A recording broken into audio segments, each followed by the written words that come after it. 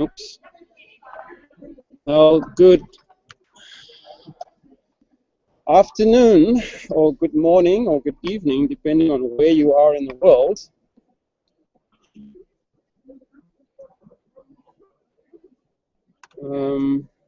Talking to a few people here. I'm just going to do a call with Amy.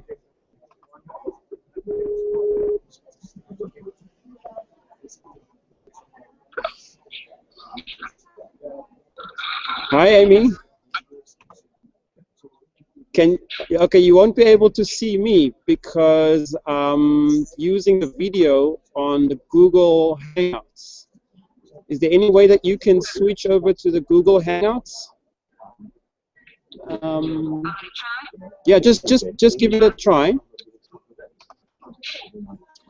Otherwise, I can leave you on Skype, and then what I'll do is I will share the screen, and then we can talk like that. So let me just share the screen. I think you can stay on there. I just want to bring you on. Okay.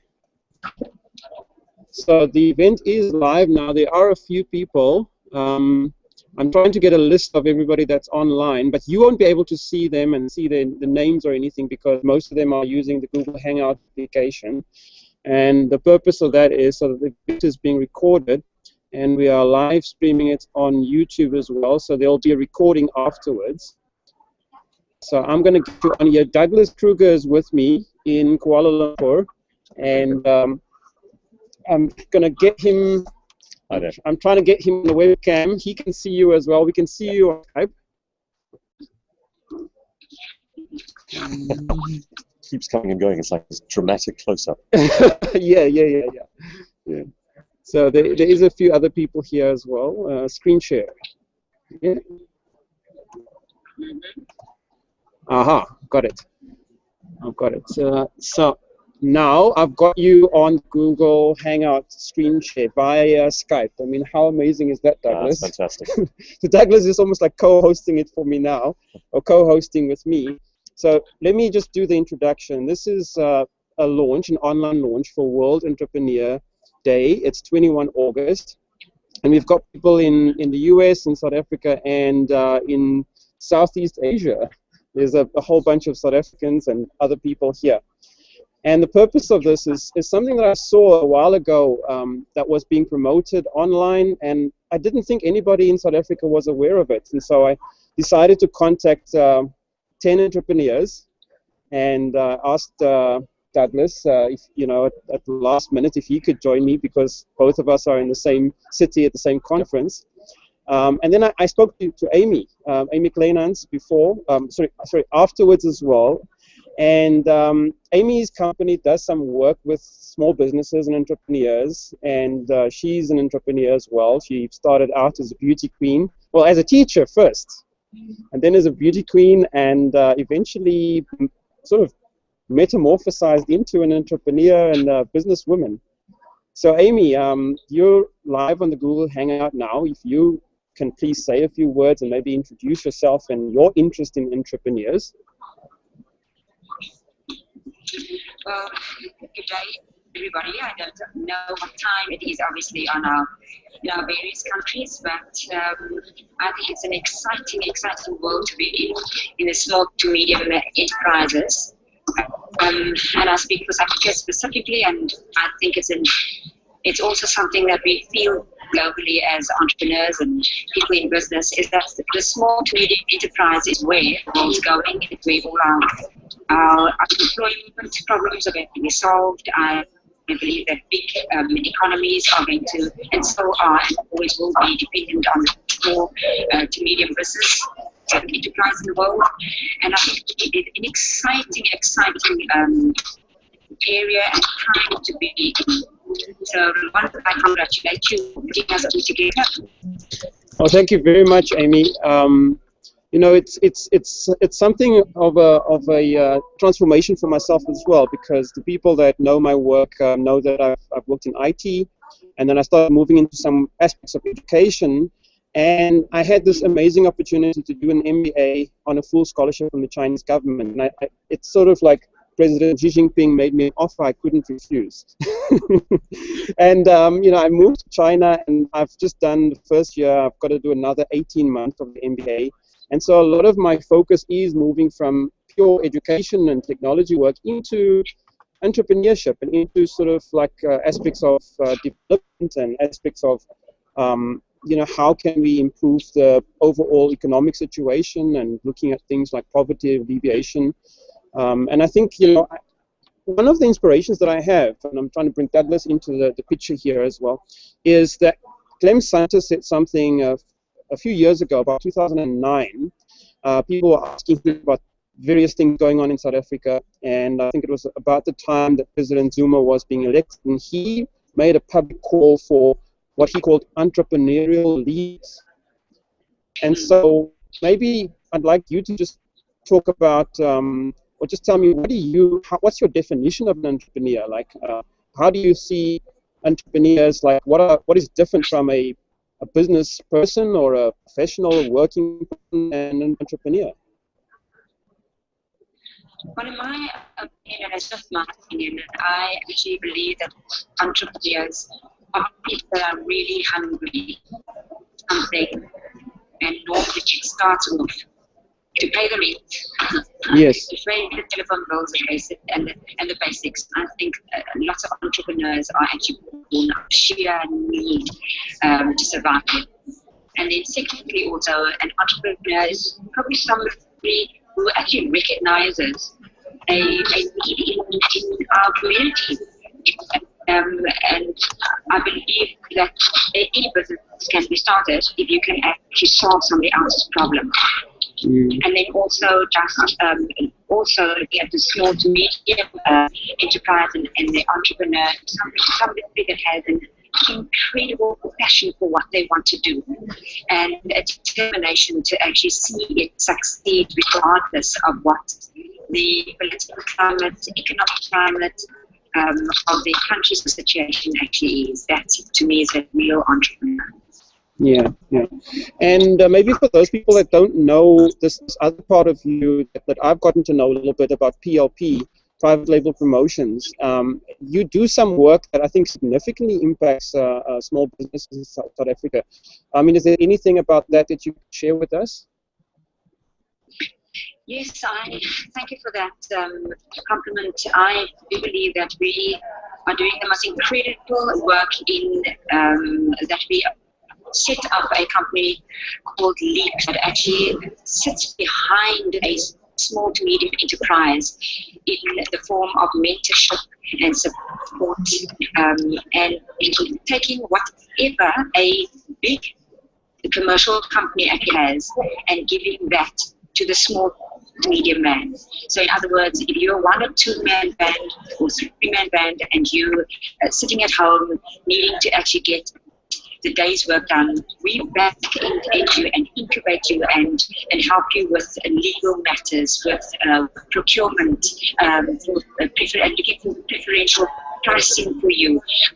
We literally get you in touch with all government tenders, make you legal wise and labor wise, specifically in South Africa. That's become a very complicated issue for small to medium business, and literally right through to being a PA for you online, and quite often what we've actually seen now with the larger corporates, they're calling us in to actually sit in their offices and look after their small to medium enterprises which they're growing from, and literally taking them from an almost home industry into a more formalized environment and helping them to survive beyond those crucial 18 months to 3 years when we see most small to medium enterprises actually fold. That's what we do, and I am incredibly excited about how we are making massive strides in the industry, and that the need, socioeconomic need, is being met. People are being employed, supported, and incubated and mentored into a more functional, financially independent environment. And which can make an enormous difference in our economy. Yes, maybe one last point that I want to, something I want to point out what you were saying was that you're working with existing small businesses and growing them, helping them grow. And I think maybe that's where we're missing an opportunity, that there's already a lot of people who have small businesses who maybe work from home or are solo entrepreneurs.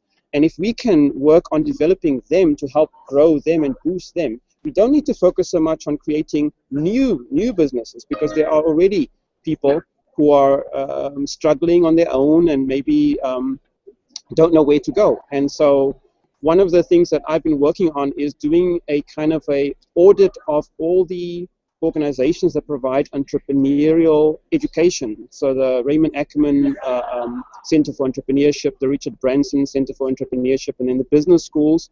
And I will be able to make that list public probably within a month's time or so, because I've just been trying to sort of see what are the scope of the programs. An MBA in entrepreneurship is 2 years. It's much different from maybe a 1-month course that's offered by a certain college or a certain organization or an NGO. And then there's a really exciting organization in Cape Town called the South African, the SA-Teen Entrepreneurship Foundation, and they are teaching people in government schools entrepreneurship courses which are not being offered within the curriculum as such.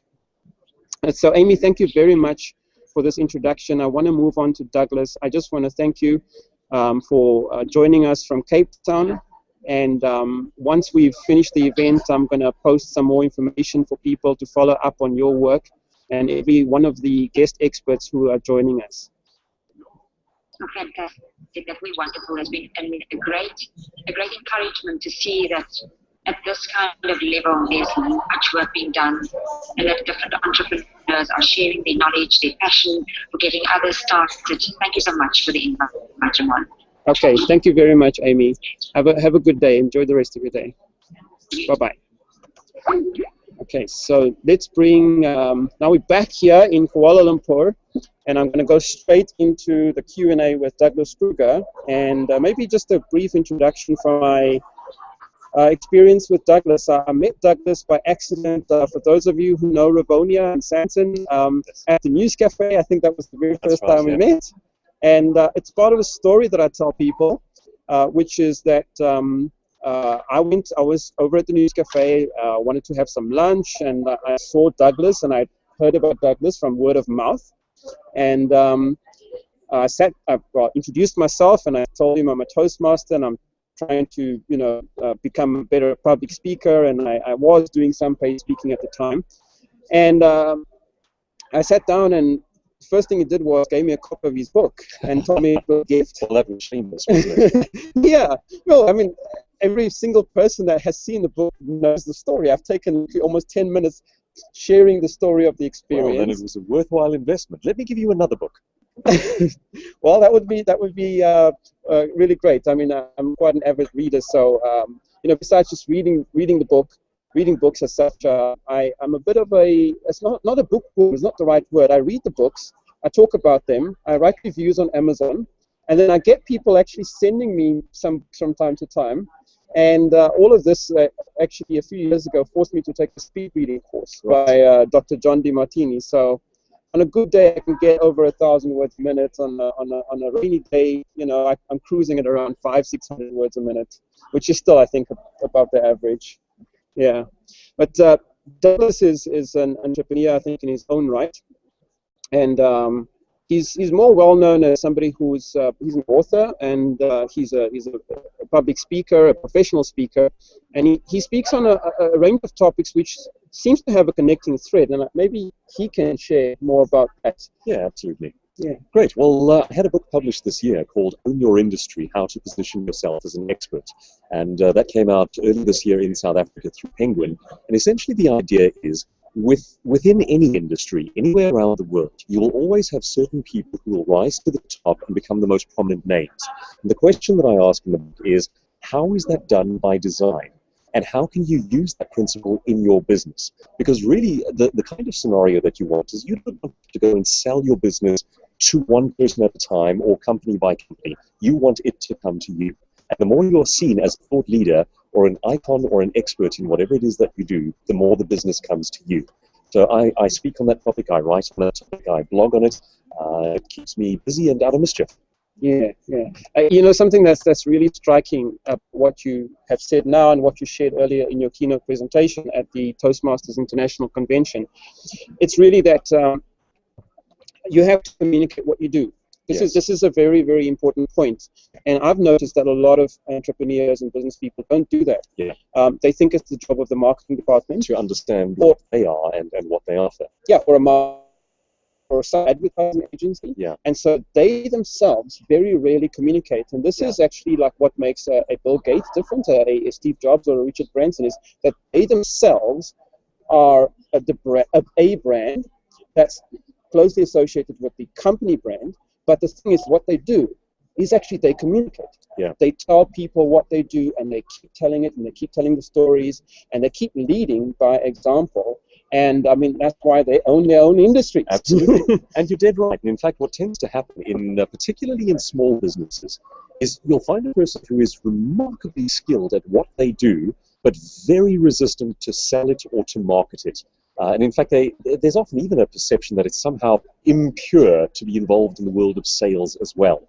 And that, I find, is one of the primary reasons why new businesses in particular struggle. The person, as you say, assumes that it is not their job to tell the world who they are and what it is that they do. I see it exactly the opposite way around. I think that we are tellers of stories and singers of songs, and we also do whatever it is that we do. The more we're able to announce ourselves to the world, the more we're able to create believing tribes of followers, the more prosperous our business will be. And of course, sales and marketing are non-negotiables. You can't simply start at being good at the thing that you do. You've also got to be a bell ringer and an announcer. Yes. You know, one of the things I think that's helped me tremendously is, to some extent, a skill that I've developed. I mean, with a lot of hard work on how to communicate what I do and building up relationships with people. And to give a specific example, when I'm interviewed on radio, what I've done is I've tried to go into the studio. So I've done it to meet the host, and then I've also done that to meet the producer. Yeah. And I've realized that the producers are the people that really make a lot of decisions. Right. And before you've met them, you are an email address. After you've met them, you are a face and a voice in their minds, and that's very powerful. Yeah. So I'd like to know a little bit about your experience with entrepreneurs. You know, earlier you were sharing some tips and things, but since we're talking about World Entrepreneur Day, are there some obvious mistakes, first of all, and then are there some really excellent sort of strategies that you've seen some entrepreneurs employ that help them, especially in that first 2 years or 3 years or 5 years, to actually survive that critical incubation stage? Well, I tell you what, let's focus on a particular area, which is innovation. Most new startup companies are terrified of the idea of going up against the big established companies. But now, this year, 2014, there was a survey done by a group called Yellowwood Marketing Agency, and they discovered a really interesting trend, which is that South African consumers are no longer impressed by the idea of legacy. So the big brands, the ones who are talking about how they've been around for 100 years and how they're part of the firmament, that marketing is actually working against them. And it's a great opportunity for young entrepreneurs and new businesses to actually get a foot in the door. Because typically speaking, entrepreneurs and smaller businesses are much more agile and more able to innovate than the larger corporate companies. They're less hamstrung by rules, they're less bound by their own norms, they have less momentum. So they're freer to operate in many ways. And when they realize that innovation is what people are in fact looking for these days. So it's not legacy, it's how can you innovate into my world now? They can spot an advantage, and that really is the advantage in South Africa at the moment. Wow.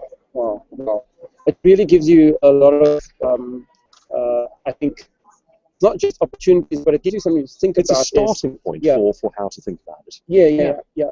Like, how can I innovate in my industry? How can I innovate in my own business? Instead of just you know, in my experience now living in China, they follow sort of almost a very old school approach, which is find a product, right, find a market, yes, and send it to them. yeah. Yeah, which is very much, as I say, the old-fashioned approach. Yeah, yeah. A completely different way of looking at it, and one of the ways in which you can practically innovate is rather than saying, what is my product, start by saying, what is the pain that I can solve? Or in other words, looking at the world around you and saying, what doesn't work? What's frustrating? Where do people have to compensate for systems and processes and rules and the way things are? And when you look at where people compensate and where the pain is, that's where your opportunity is to innovate. And a very practical example of this one, Richard Branson's Virgin Atlantic recently launched a campaign in South Africa. The radio advertising starts off with a voice saying, don't you hate the fact that you have to pay for your air tickets in full before you can apply for your visa? And all airlines around the world insist that you do that, and they don't let you refund your money. The ad then goes on to say, Virgin Airlines is the only airline who will fully refund your air ticket if you don't get your visa. Now that's a perfect example of innovating where the pain is. They've looked at the frustration of dealing with a system, they've looked at where the difficulty is and where people have to compensate, and said that's our opportunity to innovate. So it really is, it's a case of staring at the discomfort, because that's your opportunity to innovate.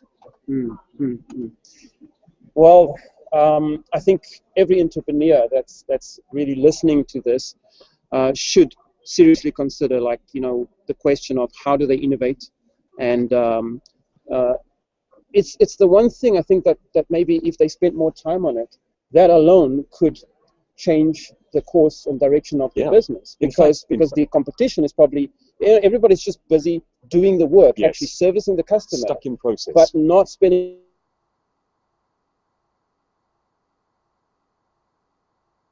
big successful companies.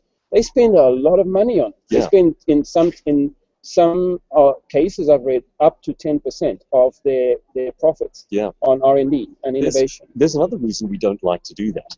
Often the richest source of opportunity to innovate is in your customer complaints.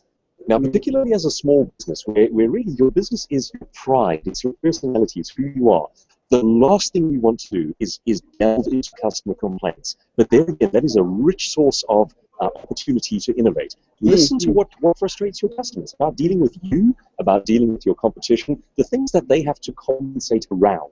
That's your opportunity to innovate. Because if you can solve that problem, people will come to you rather than your competition. Yes. I find that actually listening to the customer, I mean, that is probably one of the most underappreciated ways of not, I'm not saying like fixing your business, but you want to reinforce the relationship. So it makes me think of a quote by Dan Sullivan. I mean, he's one of the most successful business coaches in the world. And he's actually the guy that coached a lot of the people that ended up in The Secret, like Jack Canfield. They are all part of his strategic coach program, and it's a lifetime coaching program for entrepreneurs. So he said something like this, that people talk about time is money. And he said time has never once given him a check. All his checks come from relationships. So the more you focus on the actual person, I would say first trying to assess what's the dangers. I mean, this is a formula that he provides. What's the dangers that needs to be eliminated, reduced at least? What's the opportunities that needs to be focused on so you can capture them, otherwise you'll miss them? And then what are the strengths that you have? And so that you can amplify and enhance them and focus on that. And he has another concept that fits in with that, which he calls unique ability. So you focus on your strength or genius, and you delegate everything else.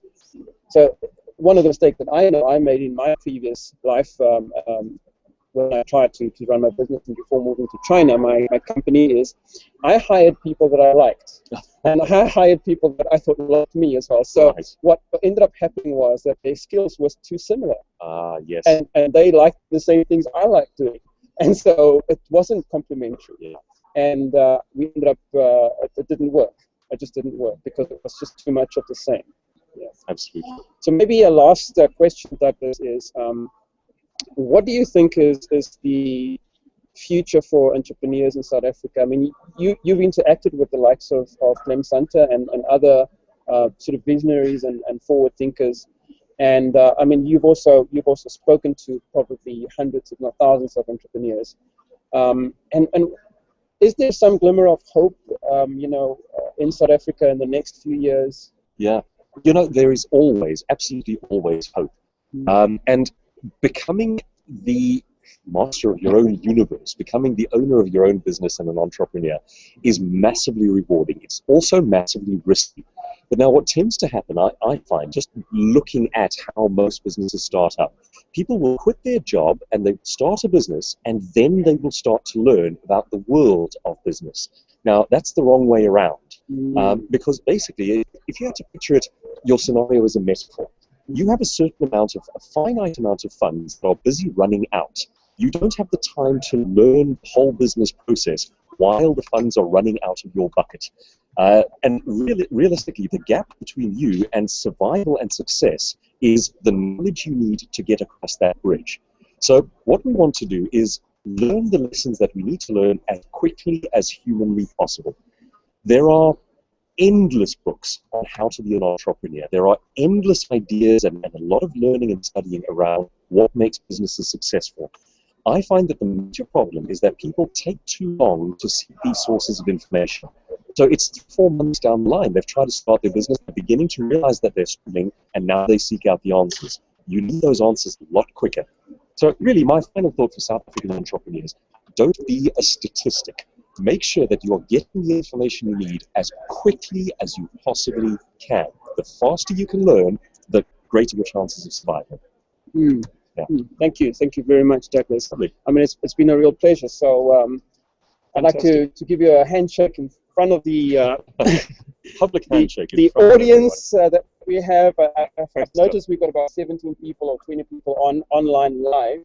But my hope is that after this, that we'll have a lot more people watching the YouTube video. Oh, I'm sure they'll fill Times Square and be staring at the monitors. Yeah, and then hopefully I can do something similar. You know, what I'd like to do is do a follow-up with each one of the guest experts individually and do something a bit more structured, and perhaps do it on a better time zone, because I think it might work better if it's at 6 p.m. or at 8 p.m. South African time, sort of after work. People and also sometime when we're not both jet-lagged. Yeah.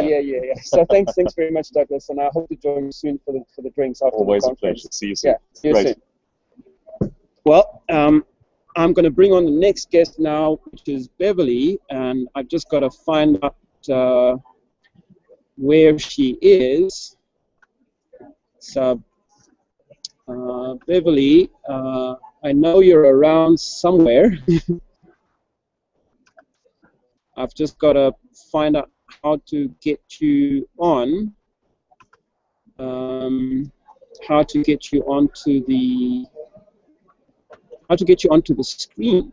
In fact, I'd like to get anybody else on the screen that's live and online right now.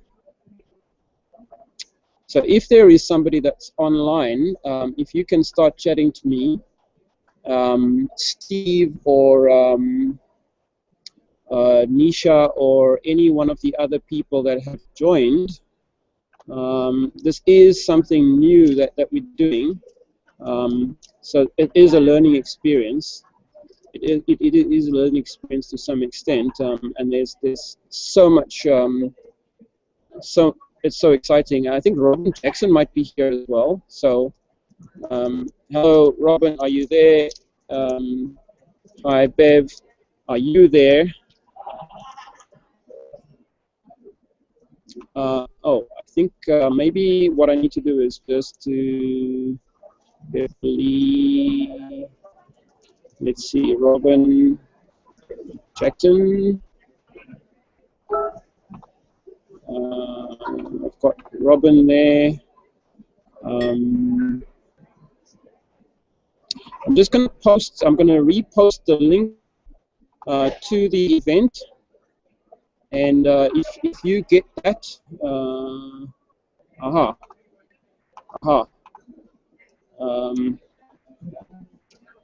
I see Steve is online as well. I don't know, is Beverley online? Beverley, if you are online, can you please send a message in the chat room and let us know? I'm trying to get the full list of all the names of the people. I think Beverley just came online now.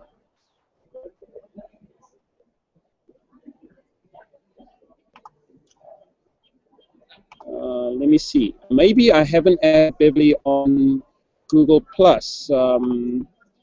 That might be one reason. So let me just add it to my yeah. Bev, I'm just gonna try and bring you on. So Beverley.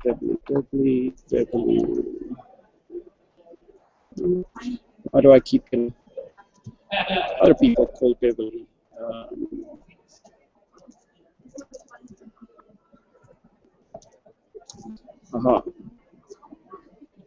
Maybe what I do is I just double click. Ooh.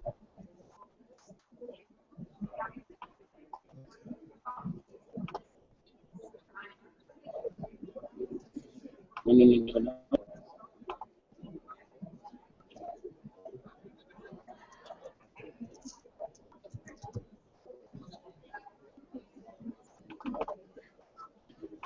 Okay.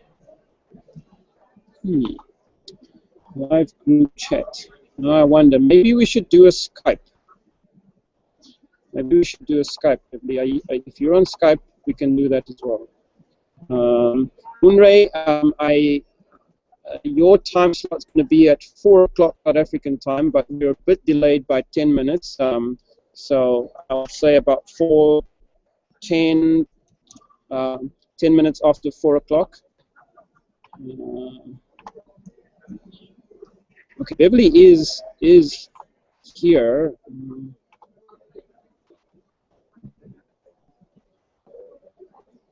No.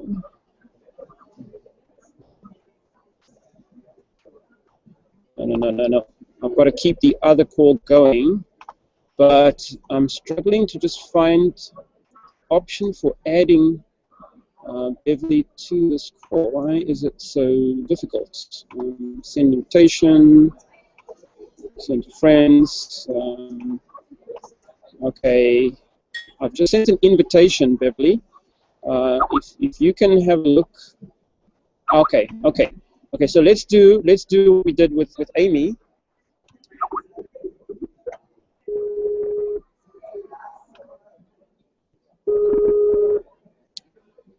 So Beverley, have you got video on your side? Hi, Ramon. Yeah, I can hear you. If you don't have video, what I'm going to do is I'm going to bring up your website and show people some pictures over there. I can hear you. I'm still just trying to. I just want to try one last time to see if I can't add you to this Google Hangout directly. But okay, otherwise I've got to do a screen share. Maybe you can turn the volume down on your side because I'm getting a little bit of feedback. I'm going to bring up your, instead of showing the scope, I'm going to bring up your website. Where is it? Oh, yeah, got it. So Beverley, we just met at a social function some time ago through some mutual friends, and then recently we reconnected with you starting your own business, I think, and the theme of the questions with you was directed, the sort of way that I wanted to approach it was leaving the corporate world and starting your own business. So maybe you can talk about that. Maybe you can talk about what you've done before. You're in Johannesburg and you're in the sort of fashion, jewelry and accessories industry or sector. And if you can talk about what you did before in corporate and then what motivated you to leave corporate and start your own business and become an entrepreneur. So what I'm doing is I'm browsing through your website in the meantime while you do that. Okay. So basically what happened was I started working in the fashion industry. I studied fashion design through one of the academies in Johannesburg. And after I studied, I went on to work for various different designers, Black Coffee, Sharp from the Black Coffee, Karachi from Luna. I worked with various different designers at Fashion Week. Basically became part of my that was exactly where I wanted to be in the fashion industry. And then I started to, I actually went more into the corporate side, which was retail for Edgar's and all of those chains, Truworths, Foschini. And after I'd worked there, I'd basically been doing quality control for those companies.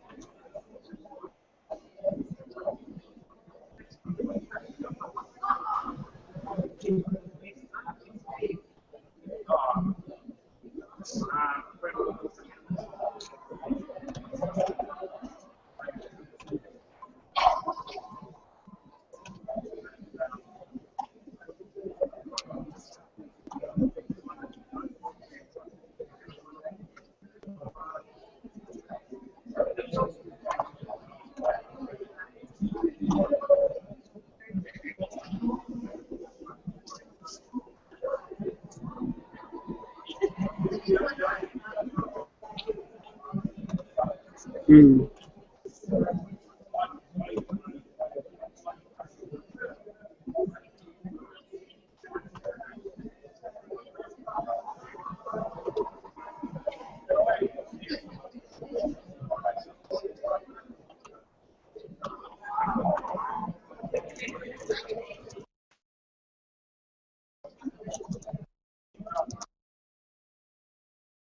A wonderful story, and you almost make it sound like it was really easy.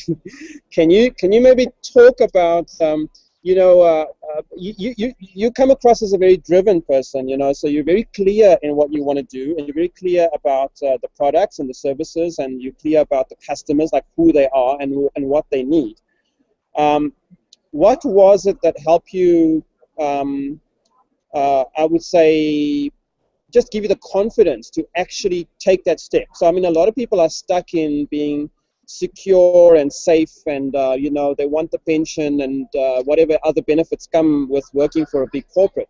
So what was the one thing that actually told you, okay, well, now that that's happened, or now that that situation is true, uh, I'm going to take this leap of faith, and I'm going to start. I'm going to go ahead and start.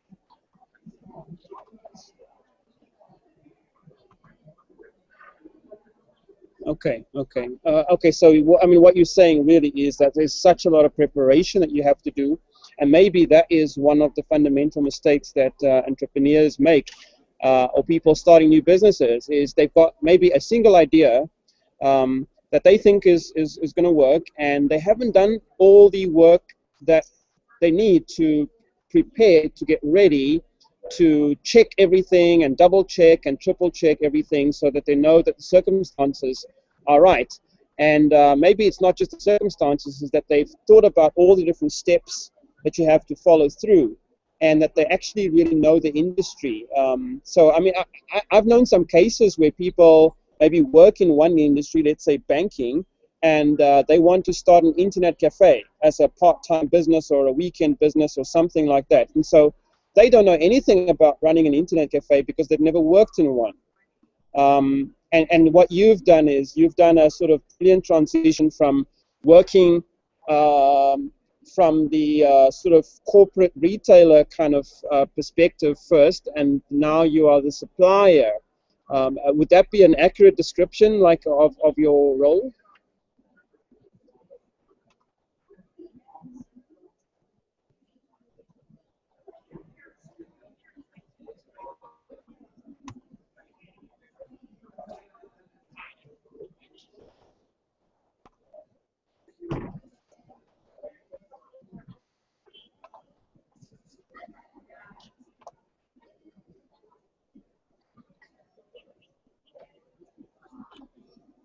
Mm. Well, Beverley, as I said with Douglas as well, is I'm posting like a summary of everything afterwards, including websites and things. I'm going to include as much information as I've got from your profile and some photos and things, so people can see what you do. And there will be a video on YouTube afterwards that hopefully will be enjoyable for people to watch. With the hiccups that we had, just getting it going. But I want to move on to Steve, who's next, and Unre is also just waiting in the wings. Maybe either one of them can go next. And I want to just thank you, Beverley, for taking the time to join. And I wish you all the best. I know you're traveling soon, and we've obviously got a lot to catch up with once you're back from your trip, because I believe there's some opportunities in China that we found for you, the right kind of things that you were looking for. And I'm glad to be able to, to play that role of connector and a bridge between you and the people in China that are supplying some of the goods that you're selling.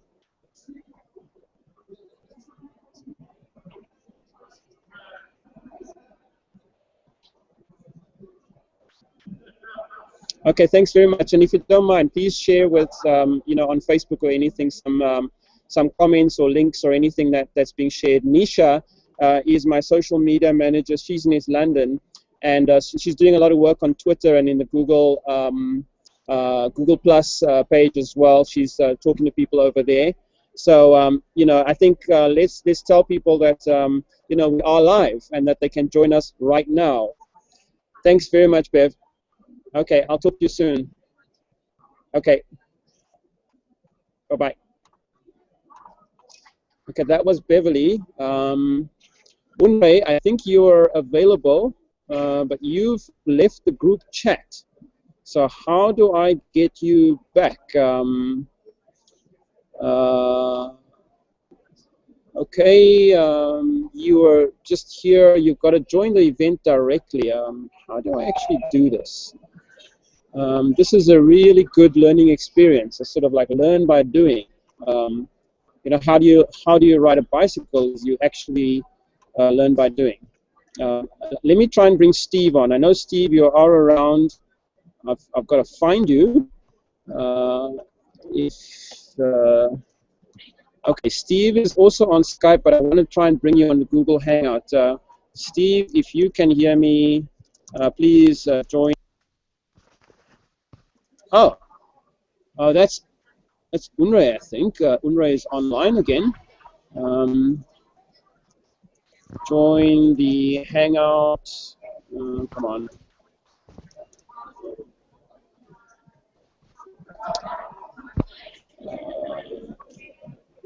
Okay, Unre, you are back online. and I can hear some background noise.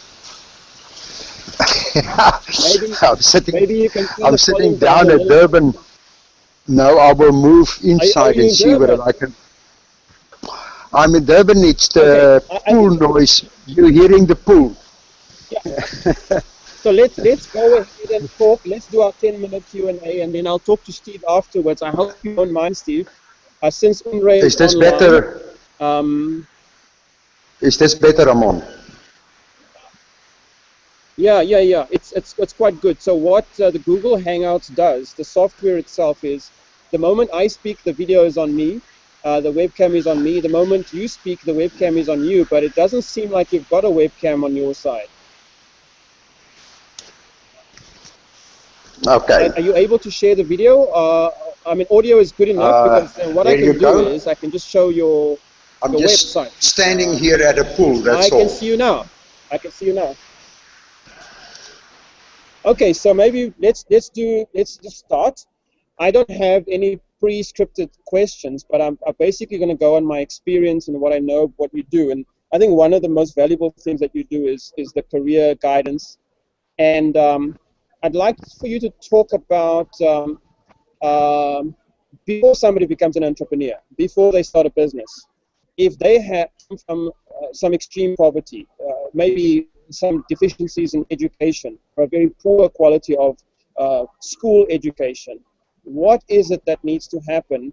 What does that person need to do to build up their foundation and to have a strong foundation in terms of, let's say, aptitude and attitude and those personality traits that will, in the future, allow them to become an entrepreneur? Okay, I'm going to put it, the speaker closer to my mouth so you can't see video. Okay, I tell you what, I'm gonna share your website because I think your website's quite an interesting thing to look at. So don't worry about the video, but you can talk. We can hear the boats in the background there. Okay, well that video looks better. Maybe I can bring you back on that video. If it's, as long as it's sort of we're looking at your face, I think it helps the What purpose happened, of what we're doing. my Windows glitched just as you were about to bring me on. So I had to go onto my phone as backup. Okay, so it is the classic, demonstration glitch that all entrepreneurs have when they sell. Technology packs up just when you are about to use it. So, Ramon, the big thing for me, entrepreneurship is just another career like any career if you do it right. Now, doing it right is the issue. People often go into industries they don't know yet. They look at product that excites them but don't excite the market. Okay. Now, your first speaker mentioned that you got to do something that excites the market, right? And not Yes. something that excites you. So the foundation of people doing an entrepreneurial career, and I really believe it's a career like any other career, because a well-managed, well-chosen, well-managed career, you've got to own. You've got to act as an owner. You've got to drive the business interest, the shareholders' interest, the management interest, the client interest. Now, an entrepreneurial business is the same. You've got to drive the team you work with, care for them. You've got to really care for the client. And in this case, if it's your own business or somebody else's, you've got to care for the shareholders, because else you're not going to get capital to grow. So in the end, driving an entrepreneurial business with the right foundation and expertise is a career like any other career. And that is my departing point. Now, the other thing in careers and as entrepreneurs, people don't use professionals. Professionals in law, professionals in accounting. We can't know the law. We can't know labor law. We can't know accounting. We can't know marketing and all the 7 functions of a successful business. So hence, we either work in entrepreneurial teams where we cover some of the expertise, or we work with professionals covering the expertise. So then it becomes a very simple life if you don't try to do it all yourself. Um, this concept that Yes. you must have the product, the vision, um, must do marketing, must do accounting, must do legal, that doesn't work. You've got to learn to work with the team, be it an advisory board, in careers, a mastermind group, people you talk to. So hence, a successful career and a successful business is exactly the same thing. I hope that makes sense. Okay. Okay. That yes. No. No, that actually I think answers the question. What I've done is I've switched the screen to show your company website, and people can have a look at a little bit, just get a little bit of an idea of what you do, because there's a big aspect of social entrepreneurship and building skills, like very very fundamental skills with people. You know, we have interacted for some time now, and you know, there's something about your approach that is so it's overwhelming in the fact that it addresses so many of the core issues that I've seen that's missing, that people just don't have, and it's quite far-reaching and so on. You know, there was this one interview that you did on YouTube with this one young African student, or you know, I think he was a daughter of somebody that you knew. Could you perhaps just very briefly share, you know, how you helped him? What was his situation before, and then you started working with him, and then what was his situation afterwards? I mean, don't go too much into the detail of what you did, but just what was the before situation and what was the outcome? Because that demonstrates, I think, a big part of your skill set and what you do and what you bring to bear when you're working with individuals and with groups and with teams. I'm not sure which one you talk about now. There's many I can mention. Ah, yes, yes, yes, yes. Okay, okay, okay. I'll have to probably go on your channel to actually see who that was. Maybe what you can do is just talk about uh, you know, how people decide what careers to pursue. You know, is there something that you know about career guidance, I think, that the average person doesn't know, in terms of um, which careers are more suitable, or which careers play on their strengths, you know, instead of just getting like the first job that comes your way. And how does that further your entrepreneurial dreams that you might have one day? You know, that's very much the same as business again. When people have experience of industry in a market and product and they start moving, 95% of entrepreneurs end up in a different product and market from what they started, because they followed the money. You know, they found people with money they are prepared to pay to solve a problem, and that moved their business. And that's no problem, nothing wrong with it. We built big businesses following the client. Rather than following, when I followed my own passions, I suffered. When I followed the client's pain, as your first interview said, follow the client's pain. But you know, it's something everybody says, but it's so hard to do. Now, in young people, and even I recently had a 50-year-old person in Canada which I coached online. And all his life, he was trying to pursue a career, just as the young people do, career somebody told him to pursue. Then when we give them exposure to the industry, they say, wow, I'm out of here. Now that's a lesson learned. Let's go.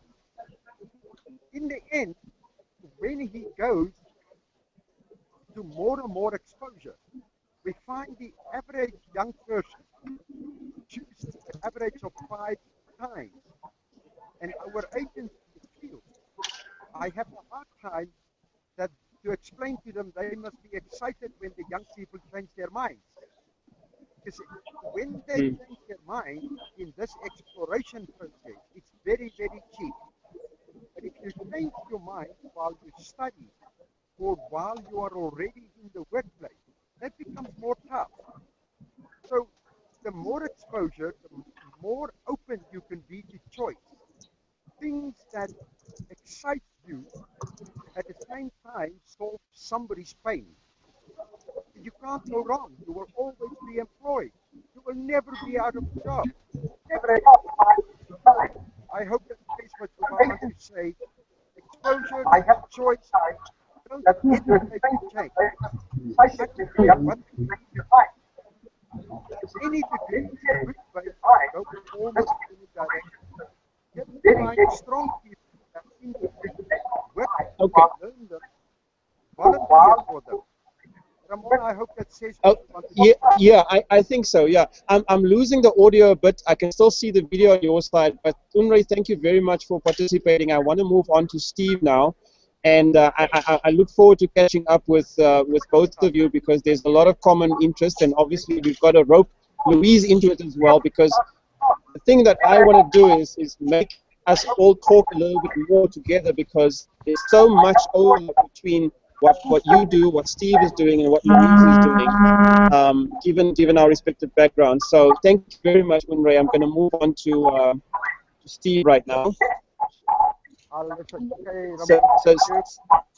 Okay, thanks very much. You may sign off from the chat. Steve, welcome to the World Entrepreneur Day launch. Move on to Steve now. And I'm switching between catching up with both of you because there's a lot of common interest. Maybe you can turn the volume down. I think I can hear myself. Like there's some feedback on the line. But let me do a quick introduction and say that Steve is somebody that I've known for some time. There's a background in psychology and lecturing in leadership and development, amongst other things. But most recently, he's developed a program called Solopreneurship. And Steve, I'm just going to hand over to you and ask you to please give an introduction to the Solopreneurship business model. Okay. Sorry, Unre, if you don't mind, you can actually. Oh, it's fine. I will just mute you. Steve, go ahead. Maybe you can turn the volume down. I think I can hear myself. I get some feedback on the line. Let me do a quick. Steve, you can go ahead. Steve is somebody I've known for some time. He's a background in psychology and lecturing in development, amongst other things. But most recently, he's developed a program called Solar. If anybody is watching the YouTube channel, can you please turn that off? Actually, business model. Okay. Sorry, Unre, if you don't mind, you can actually. Oh, fine. I will just.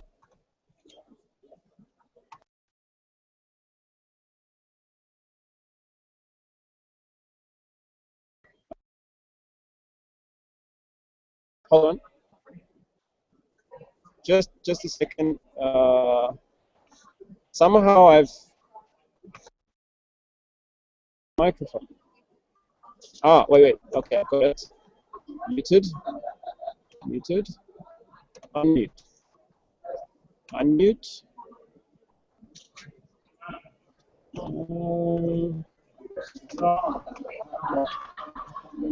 Why did I? Now I think I might have muted myself. Steve, I'm sorry. I've got to bring you back. But I've got to find a way to unmute you. No, I think you're fine. Maybe you go ahead. Okay, can you hear me now, just a second. Yes. Yes, is that better? Somehow I can hear you and I can see you. So, and you're live on the air now. Great, Ramon. Yes, good to see you. Where are you? You're in Kuala Lumpur. I'm in Kuala Lumpur in Malaysia at the Toastmasters International Convention, and I'm here for the World Championship of Public Speaking.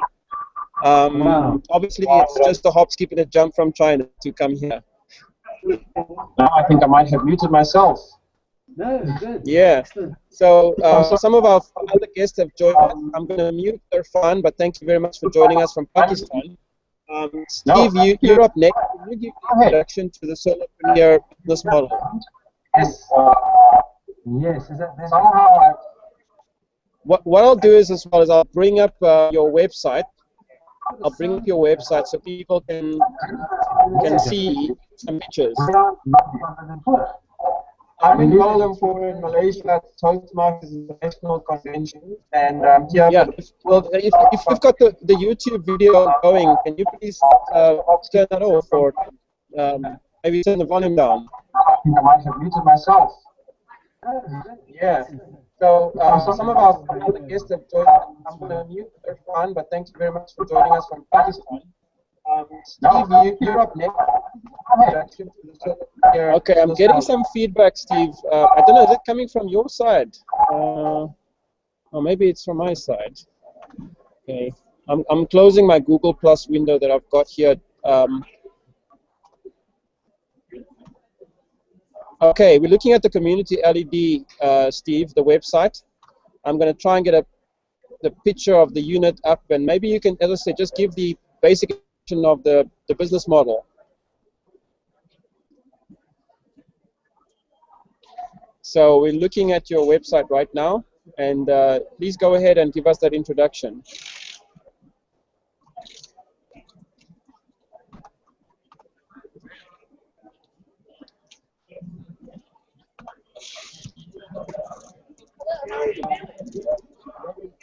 My mic is now unmuted. There's something on the line. I'm closing my Google Plus window that I've got here.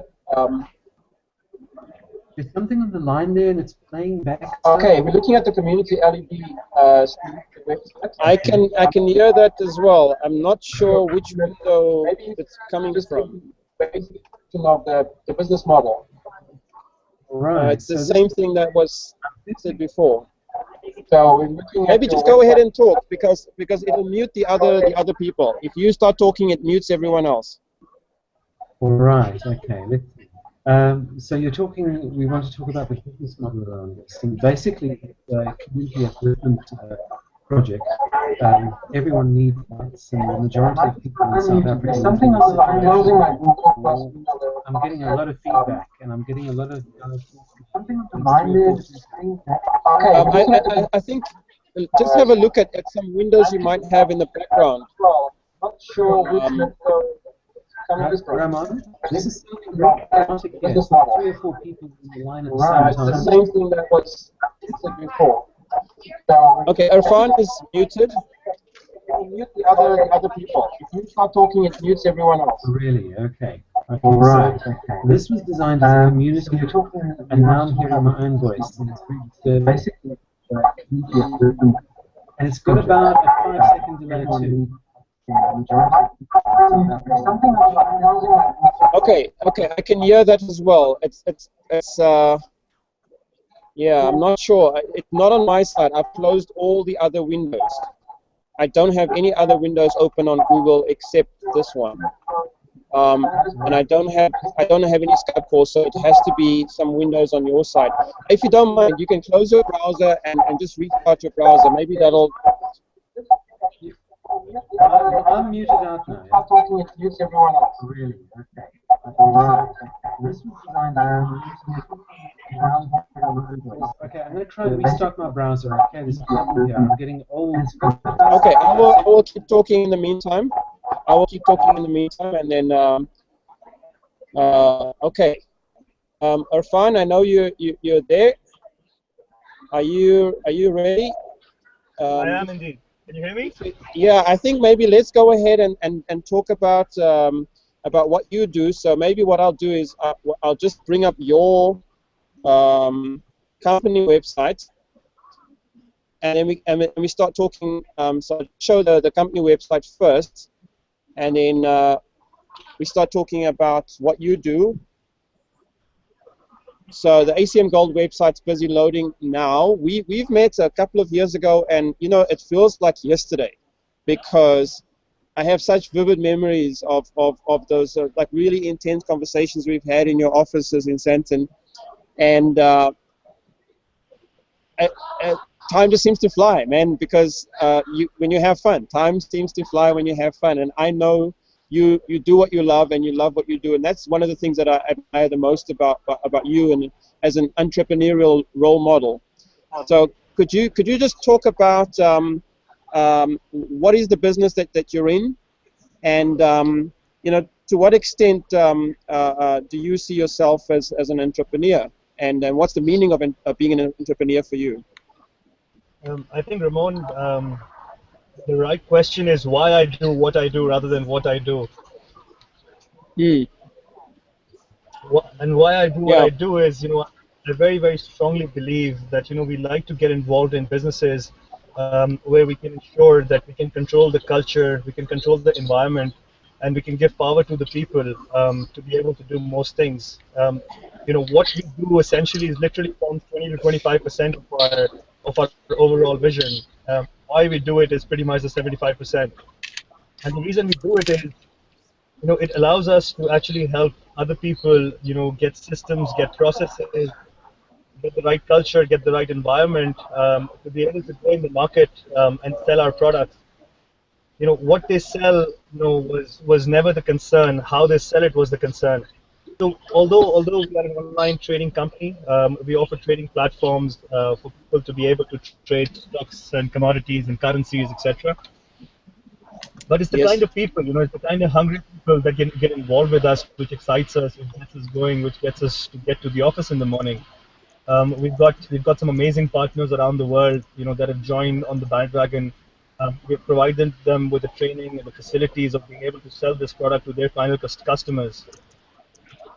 Yes. So essentially, the whole idea was just to be able to build a platform where essentially people could come, and you could utilize the systems and the processes that we've developed over the last decade, for their own benefit, and they can start their own businesses.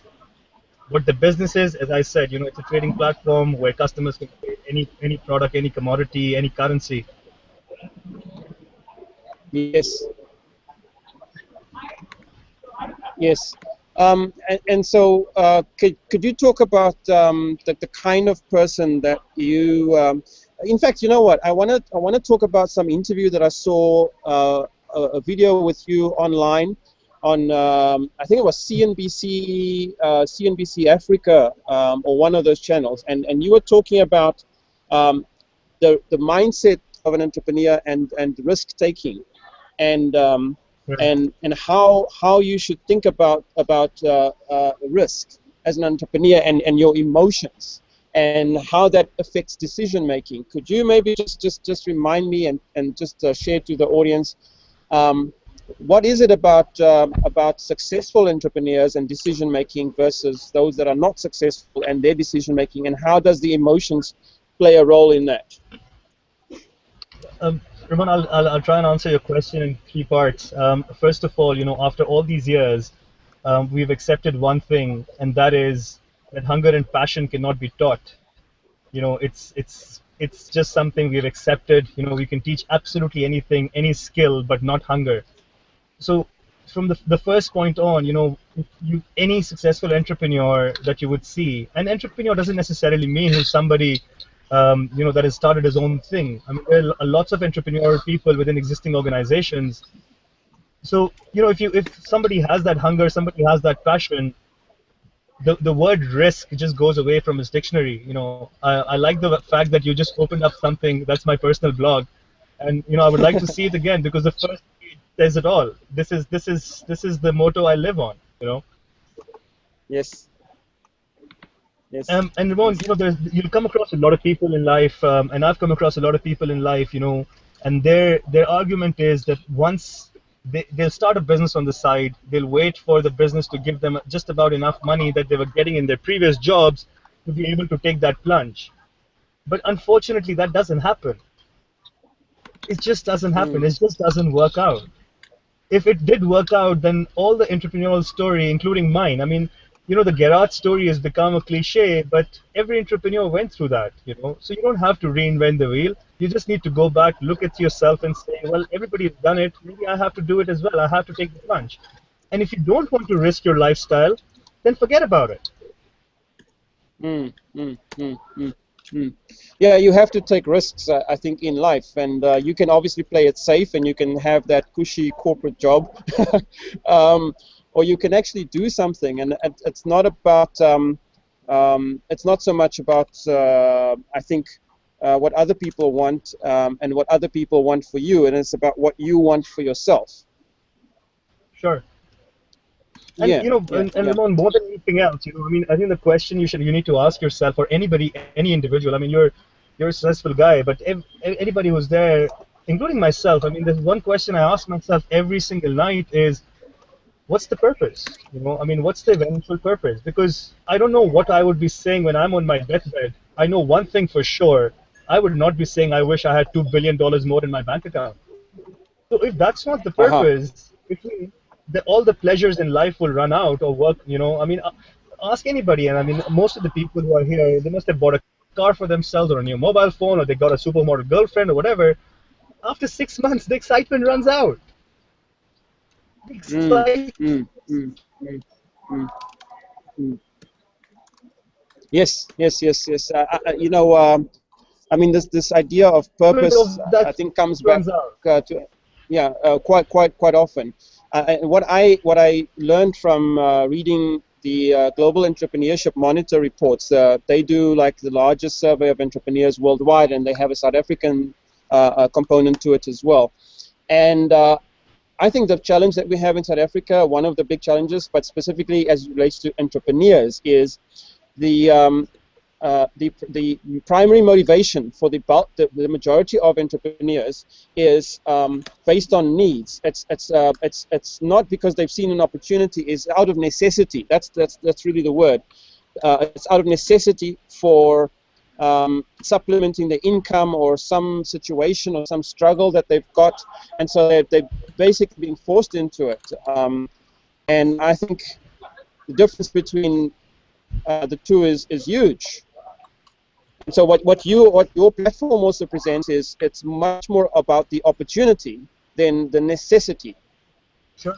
to become an entrepreneur. I don't know if you got that difference that I was trying to explain between motivations of why people become entrepreneurs. You know, too many of the people in South Africa do it out of necessity. Like they have to find a way to generate an income. They don't have some alternatives or some other way. They may not have a job or whatever, and they may not have certain skills. So they start selling things or they start doing something. But when I mean, from my perspective, the kind of people that approach ACM Gold with the product suite that you have and the platform and everything, they may be working already, and they may be looking for some other opportunities that their work and current day job or whatever doesn't provide them. So they have a much bigger vision of something that's possible out there, and you provide them to some extent with a pathway of getting there.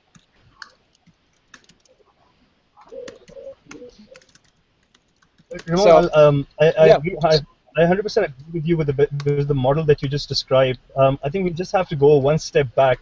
And what I would like to say is our business model is about getting entrepreneurs to become brokers. Those particular businesses that are linked to us are the businesses that go out to the final consumers. So yes, we can go to the final consumer ourselves, but that's not what we believe in. You know, we like to see, you know, more and more shops, more and more businesses opening up using our platforms, so they can become entrepreneurs, being brokers rather than customers. The customers are the guys, as you said, you know, these are people who have money, who can do it on the side. But our main focal point is not those guys. Our focal point are the brokers, are the middleman in between. Yeah, because the broker is the person that has a vested interest. It's somebody that sees clearly the win-win opportunity, which is the more they generate for themselves, the more that they generate for the company, the more they generate for themselves. It's that both of them are winning. And I think in a normal, typical 8 to 5 job with a salary, even if you earn you know, a very high salary, you don't have a vested interest in the company, in the success of the company, not in the same way as a broker, or perhaps even somebody that has some shareholding in the company, that has some profit sharing.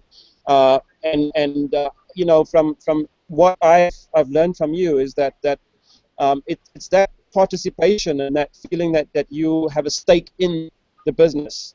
and you have a stake in your own future, maybe you can say that and I'm not trying to sound like a motivational speaker by any means, but it's much more to do with that ability to be self-reliant and to know the actions that you take on a daily basis determines the future, and whatever you will have in a week's time, in a month's time, in a year's time. It's those Sure. daily actions, because trading is really something you've got to be quite diligent and dedicated, focused, and you have to concentrate, I think, for long periods of time. But the results is tremendous in the upside as it grows. I mean, when I saw that cover article on Fortune magazine, I was just completely Entrepreneur magazine, completely blown away by the raw numbers and what it said. And maybe for people who haven't seen that on the South African edition of Entrepreneur magazine, the headline read something like, this team generated 350 million rand the profits on a turnover of 400 million. And if there's anybody who's skeptical, just look at the numbers, because they speak for themselves in terms of what's possible.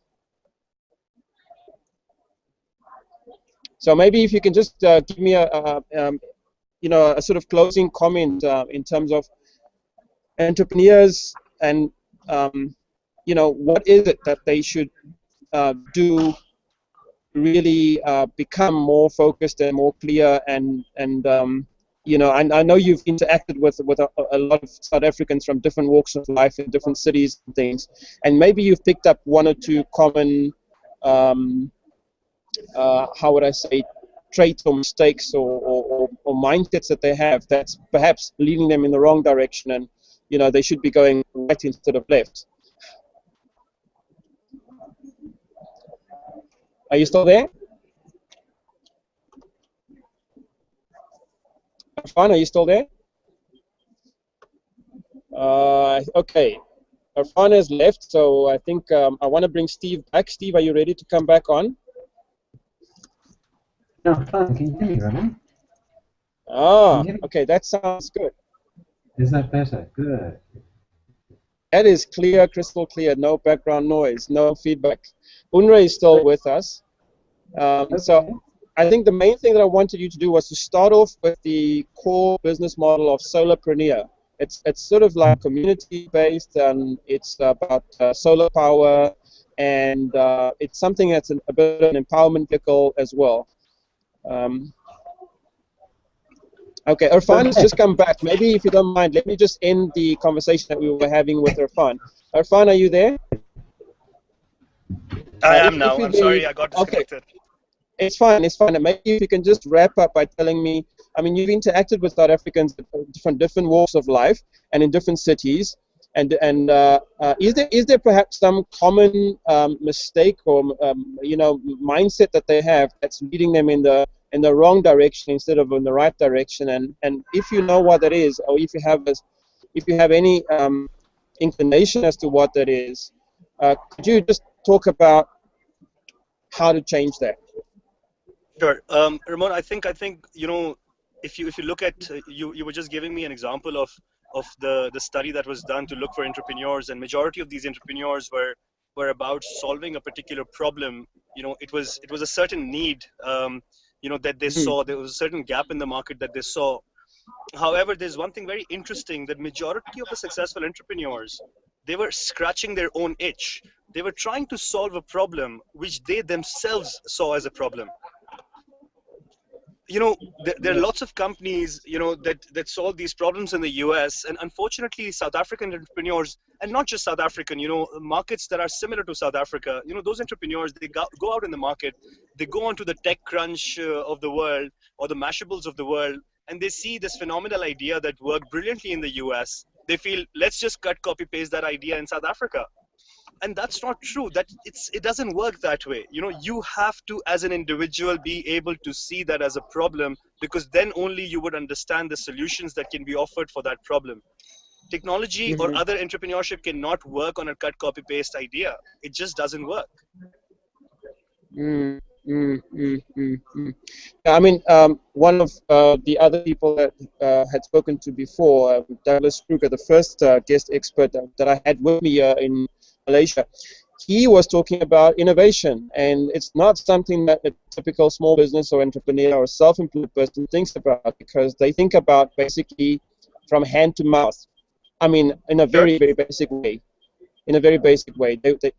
They need money, they need to do some work to get the money, and they need to spend it on the basic necessities or the things that they need to live their life. And whether that's food or travel or a wife or girlfriend or whatever, but they're still just limiting themselves to the need and the necessity, and they're not looking at the bigger opportunity that they may have, which is to transform society or to change things. Or to just change their local community, perhaps in a better way.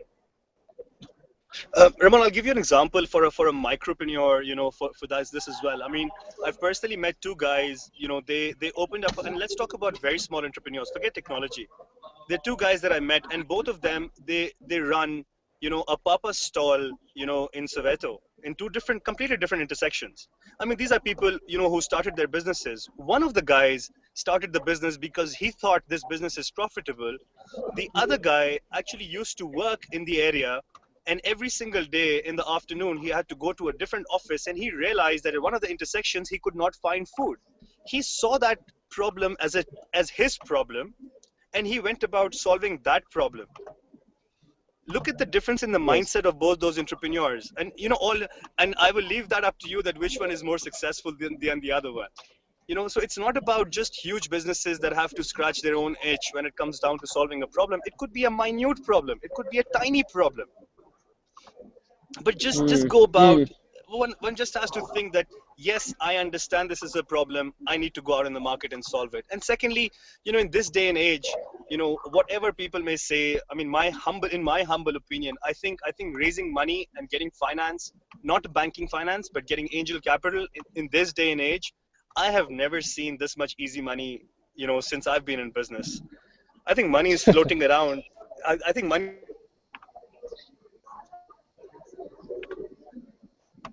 I mean, don't go up with an idea. Go with a lean model. Have a bit of execution before you go and start asking for money. Yes. I think let's end it on that note, and I just want to thank you very profoundly for joining me from Karachi. I know you're spending time with your family back home in Pakistan, and this has been like wonderful insights. I want to tell you as well that some of the conversations that we had before, I've actually had them transcribed, and I need to reread them, and there are some really good messages in there that I want to share with people, because I'm sitting on so much knowledge and wealth that I've sort of gathered from talking and meeting people like yourself, and now I'm getting ready to share that in a much bigger way. And I think this event for me, it's just a start. I'd like to do this more often and do some one-on-one conversations with people, and basically make it open to the internet and to the world, so that people can see what's actually happening in South Africa. I think certainly from my experience in China, that there's such a huge opportunity that we have if we actually tell people what we are doing, because a lot of people don't know what we are doing. And I think we talked about it quite early on, about how to effectively communicate what you're doing. I mean, Douglas was talking about that, and he's masterful at that in terms of public relations and getting himself interviewed and talking about his expertise and so on. And watching some of the things that you've accomplished since we've met, you've actually let your work speak for yourself. And that's I think the way to do it is let your work speak for itself, and the integrity with which you approach your business and your customers, I think is what helps to reinforce the growth that you've experienced in South Africa. So thanks very much, and I'm going to move on to Steve and try and get another conversation going with him. Thanks, Irfan. Thank you very much for joining. Hi, Ramon, can you hear me? Okay, Steve, you're back. Yes, I'm back. How Okay, I'm going to bring up Community LED again. Great. Okay. So if you can just talk about what is Community LED and why did you start this? Okay, all right. I think in terms of history, we've been involved in media and communications for many years, and some of the organizations for which we work, helping to tell their story, were NGOs, non-government organizations, involved in things like poverty upliftment and stuff like that. And having had a really close relationship with these organizations, one of our own, and to avoid the kind of mistakes and problems which we saw being made, but to try and do it as a non-government organization at the same time, which actually generates wealth for the people who are involved in the system. So all this really evolves around a very simple product, and it provides solar lighting for a very small size room, around about 5 meters. And there's a huge need for that in South Africa because, as you know, we have shack fires over here. People are routinely injured or killed by fires because people, in the absence of the electricity, they have to light using other means, which is normally the candle, paraffin, or something like that, which are dangerous forms of lighting. So we basically put this product together, this market need, and we try to create a model where people could actually make a sustainable living out of getting the products, learning about solar, finding out how to install it, and then finally selling it and working like that in the solar business. Because the nice thing about it, with small-scale solar, whatever you learn, the terminology, the ideas you learn in small-scale solar, can easily be brought up to look at large-scale solar installations. So we've developed a user manual, a training manual, which looks at things like marketing, and we've got a training course as well, where we speak to people about how it works and the kind of language which they can use to explain the technology, how a battery works, like how a battery is like a savings account, how the whole how light is converted into electricity, how it's stored in the battery, how it produces light at night and stuff like that. So we've got a little training course which goes with it. We've put together a package which makes it profitable for an organization to give into a poor community, into an identified community, and in so doing earn BE points and stuff like that. So we've put together packages like that. We've spoken with a number of organizations, and about 2 months or so ago we hit an interesting hurdle where we ran out of supplies. So what we've done is we've shifted manufacturing of the units to South Africa, and we're going to be in the process of launching those next week, and we hope to have the ability to sell about 1,000 of these units per month. So that's kind of where we are with the community ED program. Yeah, I've actually brought up your website now, so people can just see some images of the products that you've had before, and I was looking for some of the cartoons that you've developed. I know I had some pictures. I had some pictures of that. Just not sure where I actually put them. Aha, I've got them here. So some of these cartoons. Well, I'm not sure if I can actually. I'm just gonna. I have to share. Yeah, I have to share that window. Okay. Yeah. Let me just see if I can bring that up. Screen share. Okay. Yeah. So I'm just showing them the some of the cartoons that you've developed. That's part of the training for people to understand what community LED is and the solopreneur business model. And to make it easy to communicate and easy to understand. You know, I got involved as well, and I spoke to a number of people in the Eastern Cape, and basically the message is out there because I still get the odd query, and I've got a close friend now that's just today told me, you know, at that time he didn't express interest, but now for some reason, I don't know if his situation's changed, but he's a software developer at you know, working for Volkswagen. But I think he may be looking for some opportunities. He is somebody that I suppose I can safely say he's my best friend from school. He has a conscience, and he has a heart. So you know, maybe he's realizing that there's some opportunity for him to use the solopreneur business model and connect it with certain groups of people that he might be aware of. He's got brothers and sisters in other parts of South Africa. In one in particular that's in a fairly influential position in some schools in Knysna and Plettenberg Bay, in that area, and the husband's a captain of the police station in that particular area. But there's a number of people that could be reached through that's in the South Central Cape area, in schools, and this could be a good program for them to embrace or to experiment with. I'm going to bring the video back to you. I see we've got Malibongwe with us as well, from Durban.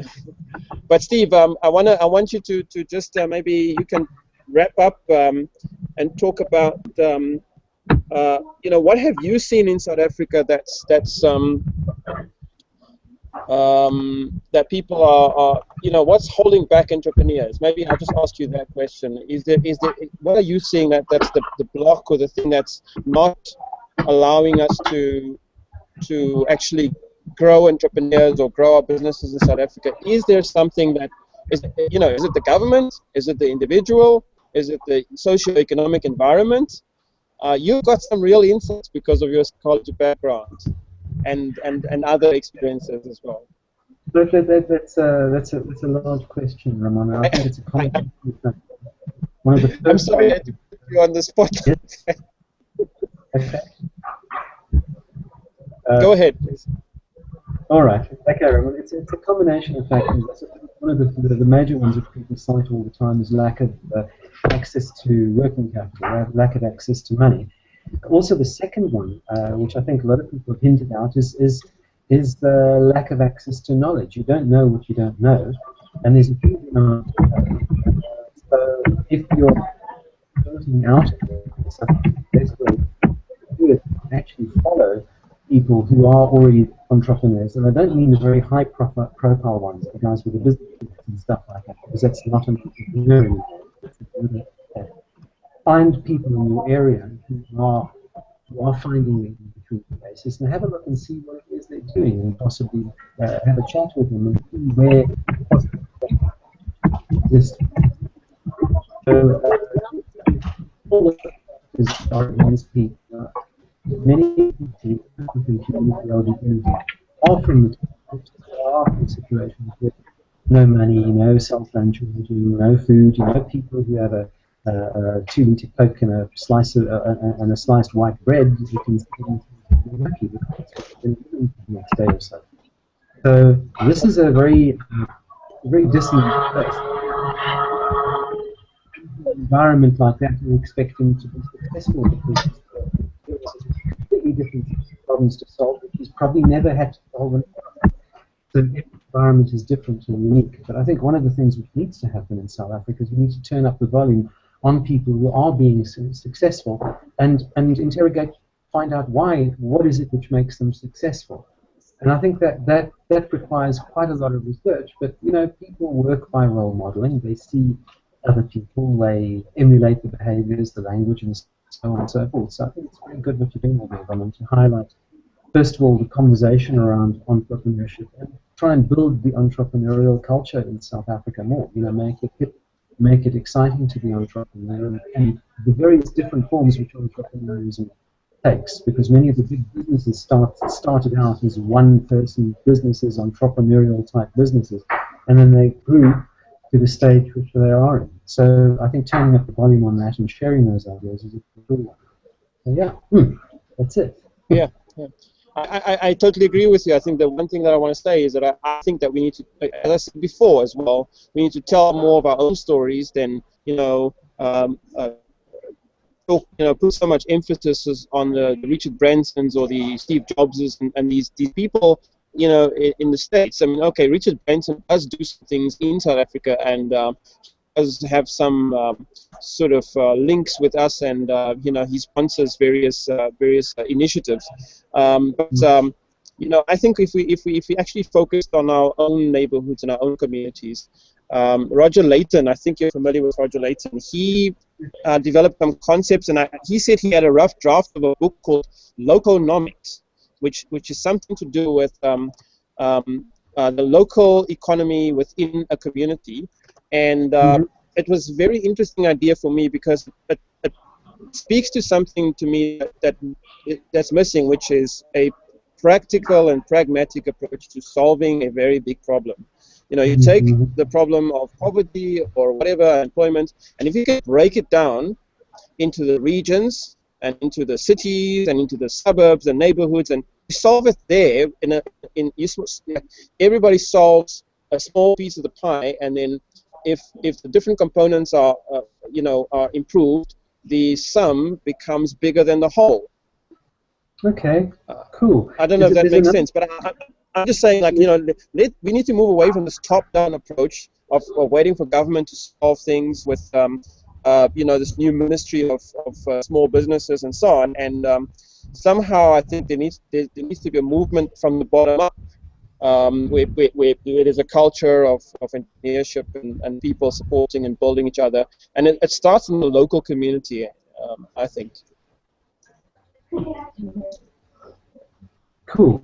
So I don't know if you have any final comment, but I want to move on to Malibongwe in Durban. He's a motivational speaker, and I want him to share a bit of his journey and his experience, and perhaps he's on his way to Europe soon. On his way there or back, when he comes back, perhaps you'd be willing to meet with him, and maybe talk to him about the solopreneur business model, because I think given his influence in the government schools in Durban, and his reach as a motivational speaker, I think he might be in an ideal position to actually become you know, something similar to the role I was trying to fulfill in the Eastern Cape. You know, I think he could be the evangelist for solopreneur in Durban and the greater Durban North area, because he's really one of the most exciting and persuasive people I've met. I've just seen his videos online, and the guy has so much energy.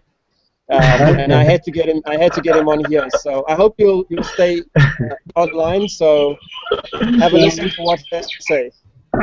Thanks very much, Steve. I appreciate it. And Malibongwe bringing you up. Okay. So let me say that I was searching for something on YouTube, and I came across South Africa's best youth motivational speaker. And you know, since I speak to schools, I used to speak to a lot of schools about how to be and smart online.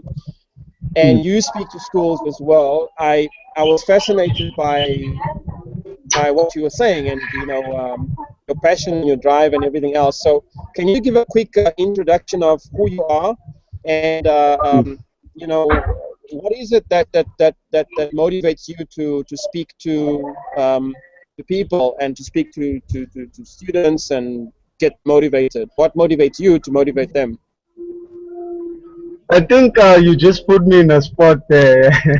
But what motivates me as a person is that I come from a very poor background, and I don't want to have my son or to have my kids grow up at the same background. So for me, that was a challenge, that I had to change my life. I had to change the kind of person that I am in order to make it to go forward in a way. So I started speaking 2006, and then after that I said to myself, Malibongwe, how can you do this to impact a lot of people? So I then developed a way to go to schools, and then I started going to schools. And my main message is that regardless of where you come from, regardless of your background, regardless of what you've been brought up under, you can still make it in life. And that's my message, and I think that's the message that you find. And one of my key things is that believing in yourself is an endless destination. Believing you have failed is an end to your journey. And I believe in myself so much that I've caught an eye to people, and I'm going to Ireland later in the year, in October, to represent South Africa, which is a huge opportunity for me. And I stay in Lindelani. It's a non-developed community, and it's a very a poor background, but I'm not letting that challenge me. And I was listening to some of the speakers. It's really interesting on how, as people, we don't have a drive. And for me, my drive is getting out of the situation that I'm in. And I'm not making an income by going to the schools, but I'm following my passion, and by following my passion, that is how I make an income. Because for me, the main income is to follow your passion, and that's what I'm doing. Yeah. So I want to know a little bit more about Leadership 2020. I mean, this is a program that exists there to reach, I think, large amounts of people in South Africa. It's sort of a group of people that some of them might be in the music industry, like DJ Sbu. And could you just talk about, for people who don't know and who may watch this afterwards, okay, what is Leadership 2020 and how did you get linked up with them? Okay, Leadership 2020 is a company. It's Leadership 2020 Seminars. It's a company by DJ Sbu and a guy called Nicholas Regisford. So I was sitting at home, and one of my friends who really knows that I have passion in the speaking industry, he said to me, Malibongwe, why don't you search up this Leadership 2020? I didn't know anything about them. And then I searched them, I followed them on Facebook, and then I found out that they organize seminars in the Joburg area, and they bring international speakers, and they organize seminars. So I said to myself, these could be good people for me to network with. These are going to be good people for me. More especially that the brand in its own has DJ Sbu's backing. So that was going to be a huge booster for me to be associated with a brand like DJ Sbu. And I said to myself, when I sent an email, it was December then, I sent an email with no response, and then I sent an email again in January. I'm a very persuasive guy. When I start saying what I want, I really push to what I want. And then I said to this guy, Nicholas Regisford, I said, I don't want anything, I don't want to get paid, I just want your mentorship. I just want you to guide me in the process. I've been doing this for years, but now I need your guidance because you all have much more influence. And then he said to me, Malibongwe, could you start writing a blog? And then I started writing a blog, and they put it up on Leadership 2020 Facebook page, which is Leadership 2020 Seminars. And then I started writing, and then within an hour, my story, because it was relevant to everyone that was reading, attracted a lot of readers, and it had more viewings than other stories that were written by previous people, including some that were written by Nicholas Regisford, some that were written by DJ Sbu. Mine was like, because I was talking about something that I was facing at that current time. Because people don't want to hear what you have faced. They want to hear what you're facing. And as people, we don't want to share that. And Leadership 2020, in a way, gave me an opportunity to share all that. So Leadership 2020, they believe that they need to build leaders for the 2020, leaders for 2020, which is the year 2020. So they're building people, young people. And that is why, in a way, I joined them. And by joining them, they helped me get sponsorship to go to Ireland. And I got sponsorship by them and Metro FM and also SAA and NUZ Festival. And it's very good, yeah. Yeah. You know what? The thing is that you know, DJ Sbu is somebody I think like that has become quite influential more and more and more. And what I like is that he's using his reach and influence to connect those opportunities that you know used to be quite limited with the masses of people out there.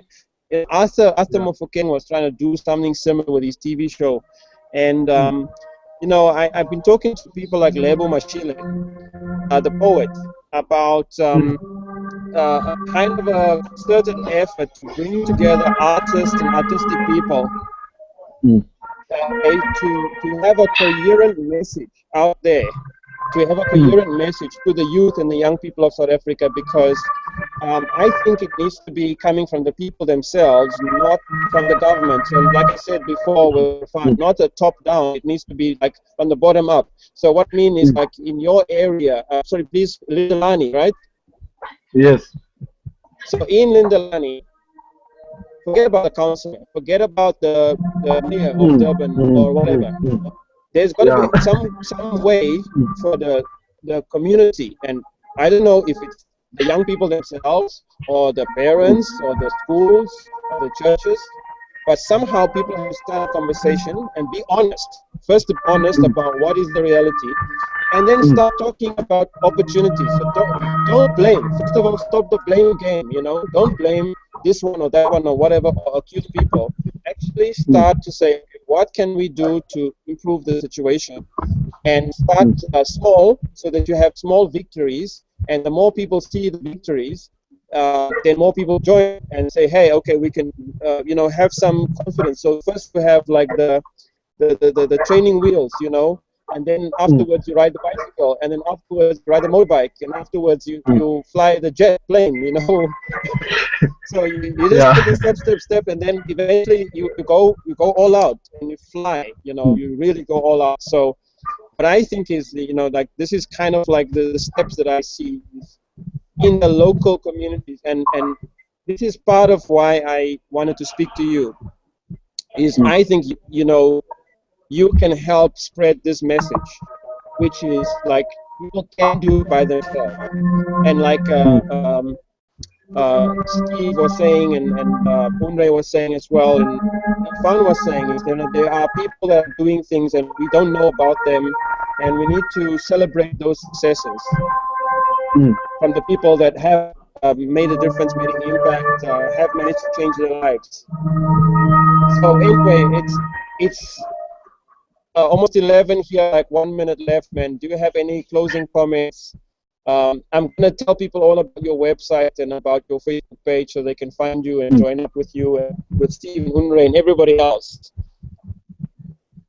But if anybody's listening to this and they stuck and they, you know, they don't see any future or something, what should they do? What can they actually, besides thinking about it, spending more time thinking, what can they actually do to help get them out of that hole that they've dug themselves into?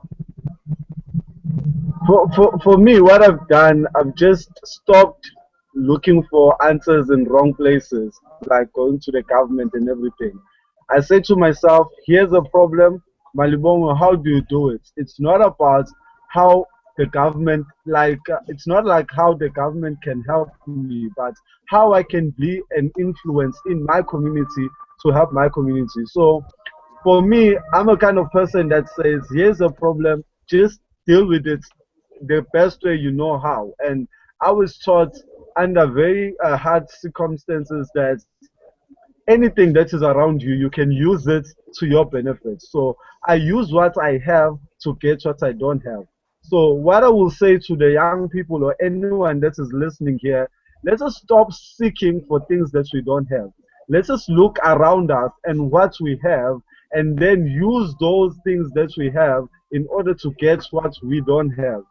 And for me, that's what I've been doing. And a very good example of that is that when I started doing all this, then I was invited at one of the videos that you saw, when I was invited to speak to 12,000 young people in 1 week. And that was a huge thing for me because they saw me as an example in the community. I didn't say I don't have, so I sat down. I needed to do something with what I have. And as entrepreneurs, we need not to wait for the government to fund our business. We need to use what we have in order to move forward. And that's the good thing that we can do. And thank you very much for everyone that is listening.